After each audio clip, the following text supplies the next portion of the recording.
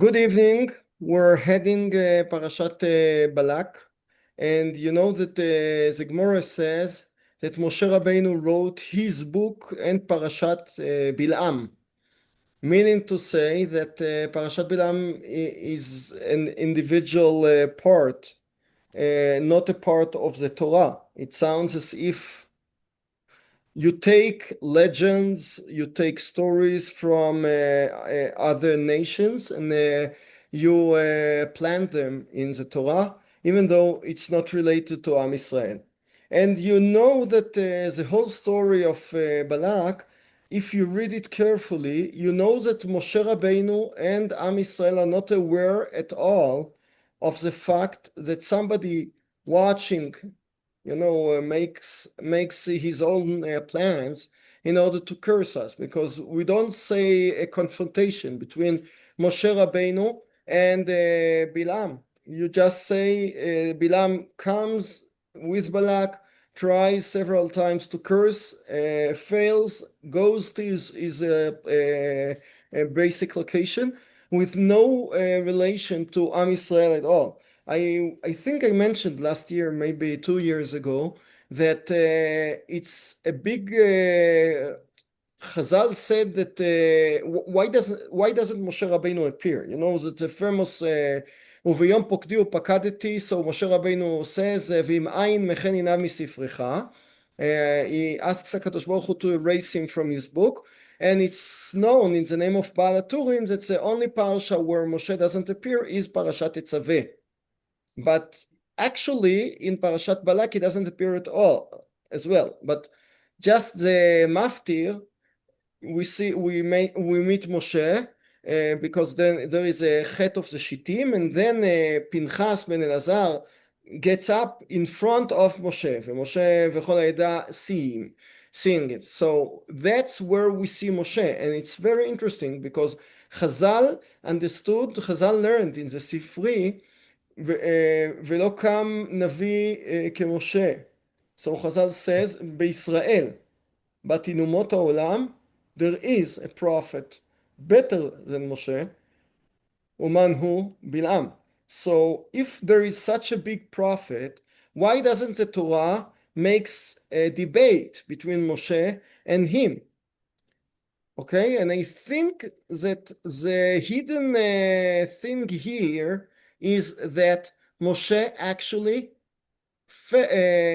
loses at the debate, because what is a debate? The debate is between the evil Bilam and Moshe the good, and Bilam tries to curse and fails, but at the end of the day, it's not written explicitly, but the whole chet of Bnot HaShittim is made just because of Bilam. And the Torah will not write it here. The Torah, you don't know who made a piece of advice to let Am Israel sin. But if you read later in Parashat Matot Masei, the reason why we kill Bilam is a magician, a kosem. Okay, they killed him. Halohema, because he gave the piece of his advice to make Lachti et Bnei Israel. Why isn't it written here? Because I think that writing it here, saying that he won at the end of the day. Okay, because he didn't want to curse. He wanted to make Am Israel worse in the eyes of HaKadosh Baruch Hu, and he succeeded. There is a Magefah at the end of the parasha, so he succeeded. Moshe could not defend Am Israel. Moshe could maybe defend from not cursing, but at the end of the day, he made us sin. So that's why there is a hidden debate between Moshe and Bilam wins. And therefore, I think that's a whole misgeret, a frame of the parasha. And from now on, we'll go to another point I would like to speak about. You know that we don't know Bilam. He comes from nowhere. וירא בלק בן ציפור את אשר עשה ישראל האמורי ויגור מואב מפני העם מאוד כרעבו, and then he goes and hires Bilam ben Meor, and we know that there is a rotation between Moab and Midian, one king, one not, and the whole story. But Chazal in several places understand that there is a linkage between this figure Bilam to a person we have known from years ago, Lavan. Okay? What's the relation? Lavan is related to Yaakov. Bilam is here. So it's not very clear. According to the Zohar HaKadosh in two places in Vayishlach, the Zohar says that Bilam ben Beor and Lavan was a father of Beor. So according to him, Bilam was a grandson of Lavan, son of Beor. Beor was a son of Lavan, so Bilam is a grandson of Lavan. According to other shitot in Chazal, not the Zohar, not the mystical one, the more rational one, he was a son, okay? Beor is Lavan. So, and some shitot say that Lavan himself is Bilam.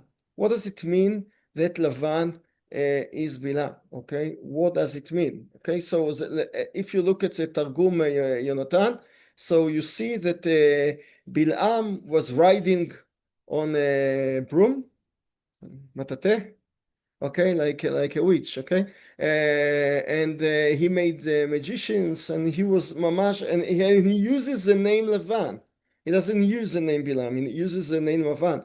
So Chazal understood somehow that there is a relation between Lavan and Bilam. And if you ask me about the years, so I might say that you know that Pinchas, the next week's parasha, according to Chazal, lasted more than 300 years, because explicitly we see Pinchas here in last week's parasha, in this parasha actually, functioning as one who took revenge in the Shimonit and Kozbi Batsur, and we see Pinchas at the end of Sefer Shoftim. We see Pinchas in Chazal, not explicit, in many times in Sefer Shoftim. Vayavo Malach Hashem min Abochim, Shoftim Perek Bet. According to Chazal, it was Pinchas. According to Chazal, one of the two meraglim sent to Rachav in Yoshua Perek Bet, where in the Haftarah of Parashat Shlach, one of them was Pinchas. Okay, and according to Chazal, he lasted, his life was longer than 300 years. So it's not clear why Chazal said that about Pinchas. Maybe we'll deal with it next week. But with Lavan, it's even more than that. And Chazal probably understand it the same figure, not the same personality.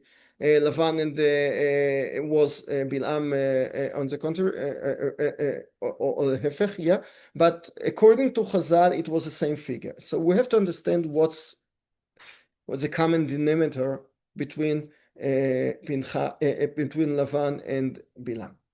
If you see that the first point is that Lavan behaves very, very badly to all of his environment. His daughters, when they escaping from him, and Yaakov consults them whether he should go to Eretz Yisrael or not, what do they say? Halo nochriyot nechshavnu lo ki mecharanu. Rachel takes a trafim from him, not asking him, but stealing it from him. Okay, so he has very bad relations with all his surroundings.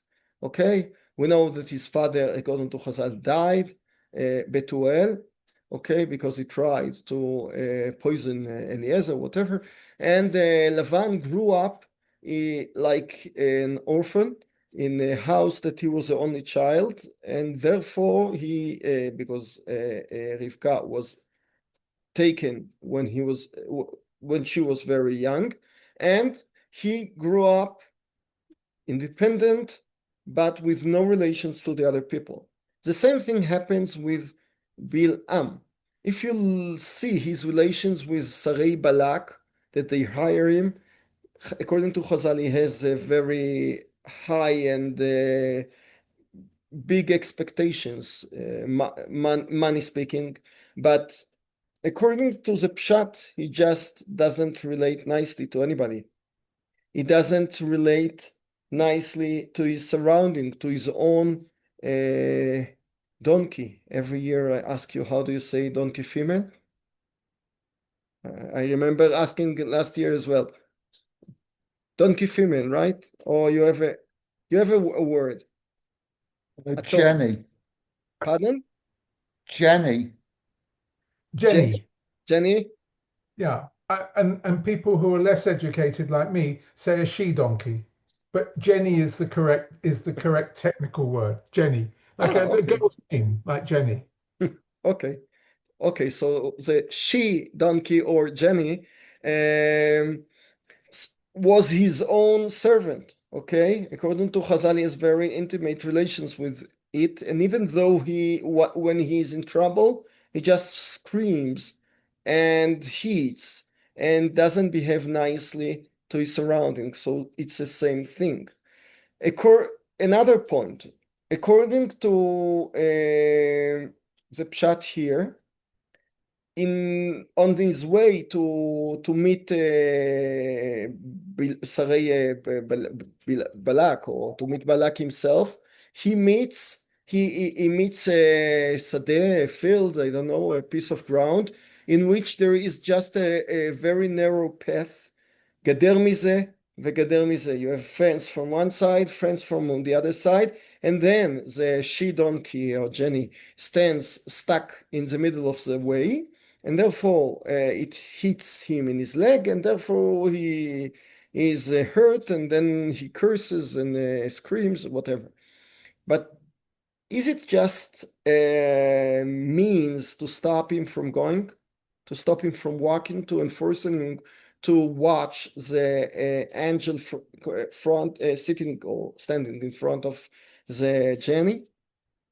Doesn't sound, in the Torah usually everything is meduyak, everything is accurate. And the Had HaKadosh Baruch Hu wanted just to find a way to prevent Bilam from cursing, he wouldn't have sent him to such a narrow path with the angel, with everything.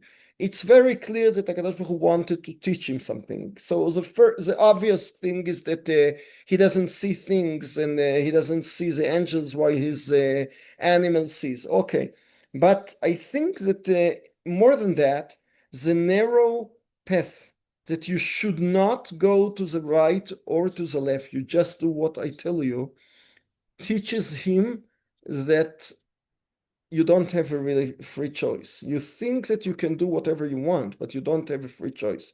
The same thing happens with Lavan, because Lavan, when he escaped with his sons after Yaakov, he comes to a place, and not the same, but Malach Hashem nigla elav and tells him, אל תדבר עם יעקב מרע או טוב.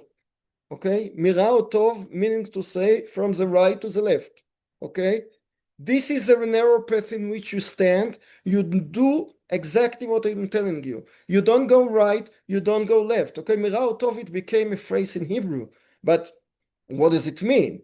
HaKadosh Baruch Hu doesn't want him to speak good with Yaakov. Of course he does. But no, he says you don't have any choice. I tell you what to do. So the same thing happens with with Lavan. He should not make the choice. He has exactly a narrow path, and then he builds with Yaakov. He has an agreement. Ed Hagal Hazeh, he builds a wall of or a package of stones, and then he says explicitly, Ed Hagal Hazeh ve'eda hamatzeva, אם אנוכי לא אעבור אליך את הגל הזה, ואם אתה לא תעבור אליי את הגל הזה, וכולי וכולי.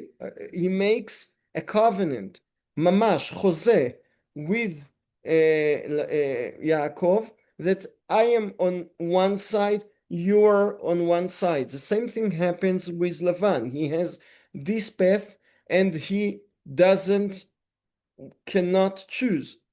Later on, when he wants to choose between what he speaks, what he tries to say to Am Israel, he does not have any choice, okay? And everything is translated by HaKadosh Baruch Hu into good immediately, because HaKadosh Baruch Hu decided, and he doesn't succeed anything to say badly. So we have the same figure there and here. According to Chazal, Lavan, we say it in the Agada on Erev Pesach, בא לעקור את הכל, to uproot everything. You know that Paro was goizer just on the male, whereas Lavan wanted to kill everybody. Okay, so it's not very clear where Chazal took it from, and we know another. We actually have another person we wanted to do it all, and it's Amram, the father of Moshe, because according to Chazal, Miriam told him when he parash meishto. So Gemara in Sota. So the Gemara Yud Aleph, the Gemara says that she said to him, to her father, גזרתך קשה משל פרעה, פרעה גזר רק על הזכרים ואתה גוזר גם על הנקבות. So not deliberately, but Amram almost did the same thing and exterminated Chas v'shalom Am Israel, either boys and girls. The same thing happens with Lavan. And pay attention again, the confrontation between Moshe and Amram from one side and Lavan on the other side. Okay, both of them, Ke'ilu, the birth of Moshe symbolizes the winning of Miriam on her father, on his decision not to kill Am Israel. So Moshe wins Lavan, who tries to kill everybody, girls and boys together, and Moshe Rabbeinu wins over it. Okay, so that's his nitzachon, his victory over, because his his very birth symbolizes that Amram made up his mind and decided to remarry his wife Yocheved. So, okay, but Lavan wanted to kill it all, and we see that Bilam doesn't make a war. In a war, usually we kill just men. We don't kill in ancient times girls. You take them to slavery, okay, to wives, etc. But you don't kill them usually. Okay, some people used to do. The Assyrians, the Mongolians, they killed everybody, but the more educated nations didn't do that. And Lavan or Bilam comes with cursing to curse each and every person in Am Israel. It's not even Amalek. Amalek tries to kill the Nechshalim, to kill the boys, not the girls. But Lavan, Bilam, tries to curse them all. And that's why we have a comparison or ashva'a between Lavan and Bilam. Lavan is the inner part of Yaakov, because in everybody of us, in every one of us, there is the good and the evil, and it's mixed. After Chet Adam Arishon, all is mixed. Yaakov goes to the diaspora, to Beit Lavan, to Haran, to find out in himself just the good things, because he had the bad things after taking the brachot and taking the bechorah from his brother. He was very, very perplexed. He wanted to go to clear up his mind, to start new life, to look for building a family, and then to check out, is he right or wrong? And Yaakov, after 20 years by Lavan, saying, זה לי 20 שנה בביתך, טרפה לא הבאתי לך, אנוכי אחתנה, מידי תבקשנה, גנובתי יום וגנובתי לילה. And you know that Chazal learned all the דיני עבודה, how to work, how to be a sachir, okay? How to be an employer and to be an employee from Lavan and Yaakov. So Yaakov finds out just good in himself, whereas Lavan, when he plays as if he's good and bad, sometimes he's bad, sometimes he cheats Yaakov, but sometimes he plays like he's his best friend. So that's why the Malach comes and says, Al tosef ledaber im Yaakov mitov imra. You should not pretend as if you are good. You're just an evil one. So what do we see in the story of Lavan? We see some mixture of good and bad. Rachel, a very good mother, and a cheater, a thief. Okay? Leah, a very good mother, and a lot of jealousy, a lot of hatred towards her husband, her sister. Okay, so all the things have to get clarified in Bet Lavan. After 20 years, Yaakov has his own house, and he cleans himself up from Lavan's house and he goes away. And therefore, he builds a wall between him and says, you should not move.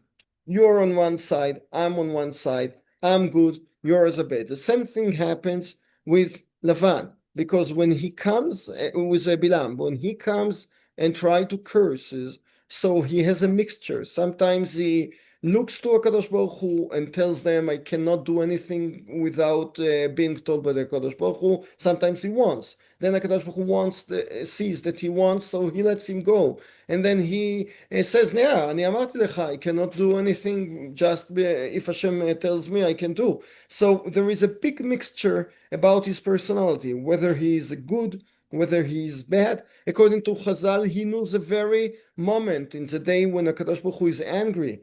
Okay, and Tosfot in Brachot, Daf Zayin, and Avodah Zarah, we just saw it in the Daf Yomi not many days ago.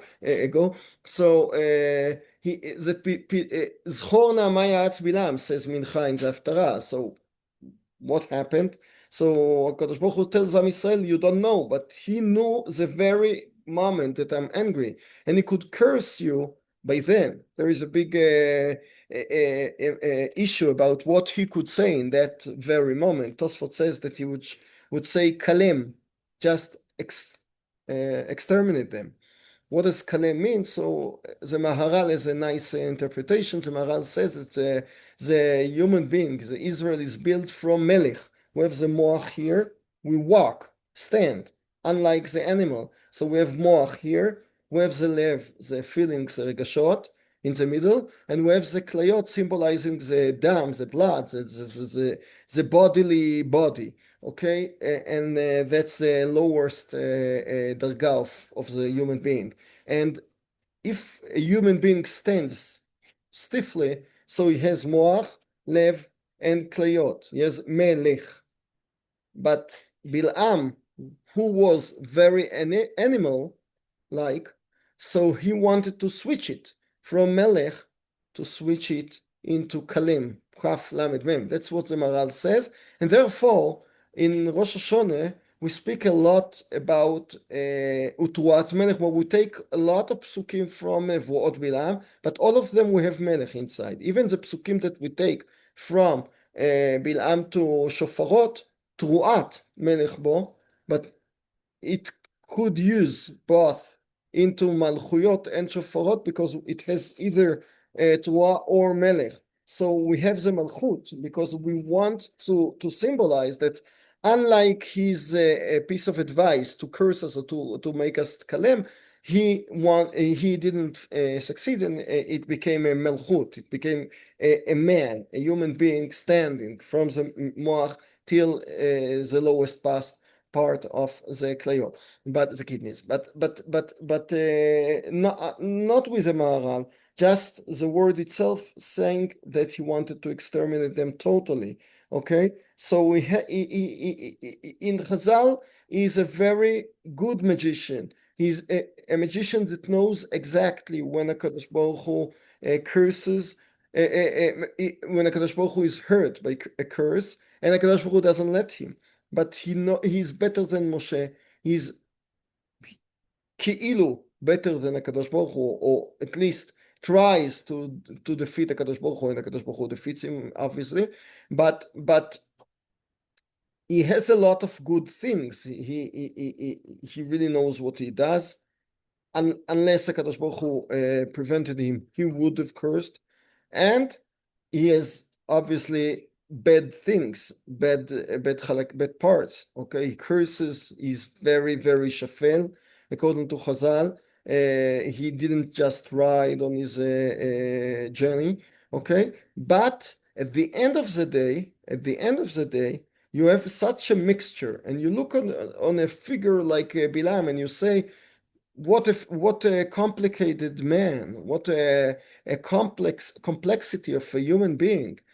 he can be the best, the most genius person, and on the other hand, he can curse and he can just think evil, evil, and evil. And then at the end of the day, like Lavan, you have a purification, and the purification leads you to understand that he's just an evil person, nothing good. Okay, and that's why the Torah doesn't give him the compliment, and when he gets killed later in Parashat Matot. So it's written, ואת בלעם בן באור הקוסם הרגו בחרב. The Torah doesn't call him קוסם here. קוסם is a magician. It's much less than what he's Navi.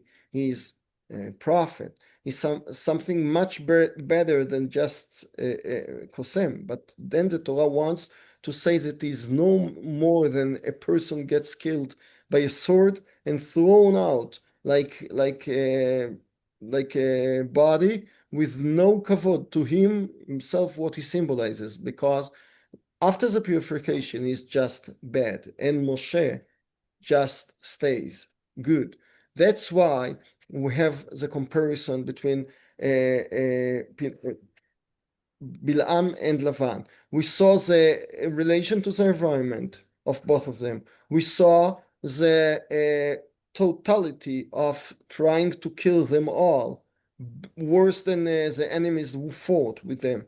Okay, we saw the differentiations, the big mechitza that we put Galed, and the malach ordering that you do what I say. You just go on the narrow path. You just say, and you don't say, "Aל תדבר עם יעקב מטוב ורע." Even the good you don't do. And we saw the purification that it became to both sides. Either to Yaakov who became clean, ויבוא יעקב שלם, okay, he comes back to Eretz Yisrael Shalem, and Lavan is evil, just evil, and the same thing with Moshe versus Lavan. So at the end of the day, we started the shiur that by the confrontation between the two of them, Lavan won, Bilam won because he tried and succeeded in making Am Yisrael sin at the end of the parasha. It's true on the one side, but we might say that he just, morally speaking, he started the parasha with a big complexity of genius and very sophisticated person and evil at the same time, and he just finished the parasha with just evilness, while Moshe becomes just good, just, that if you take this perush, so maybe the reason why Moshe didn't act towards the chotim at the end of the parasha is just to make him just a purified כאילו. So when you act, when you're part of it, even when you take revenge from the sinners, you become a part of the parasha, of the affair. So the Torah maybe wants to leave Moshe kimat untouched in this parasha, with no debate to Bilam. I don't want him and Bilam to be at the same basket.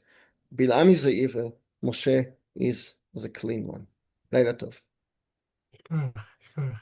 לילה טוב. לילה טוב.